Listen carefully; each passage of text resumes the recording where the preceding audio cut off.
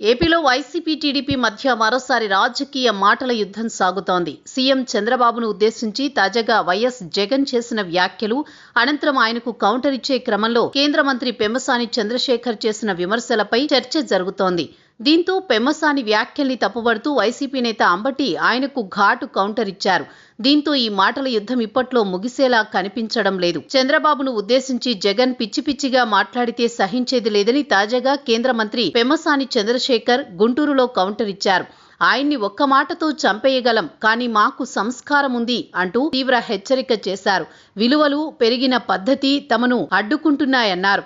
దమ్ముంటే తమను రాజకీయంగా ఎదుర్కోవాలంటూ పెమ్మసాని జగన్కు సవాల్ విసిరారు. చంద్రబాబు నేర్పిన క్రమశిక్షణ వల్ల తాము సంయమనం పాటిస్తున్నామన్నారు. మాటతోనే చంపే రౌడీ నా పెమ్మసాని, వచ్చే ఎన్నికల్లో బ్యాలెట్తో తంతే అమెరికాలో పడతావు జాగ్రత్త అంటూ అంబటి ఫైర్ అయ్యారు. దీంతో టీడీపీ వైసీపీ మధ్య సాగుతున్న మాటల యుద్ధం పరాకాష్ఠకు చేరినట్లయింది. గతంలో అంబటి అరెస్టు సందర్భంగా కూడా పెమ్మసాని వైసీపీ నాయకులకు సినిమా చూపిస్తామంటూ చేసిన వ్యాఖ్యలు చర్చనీయాంశమయ్యాయి.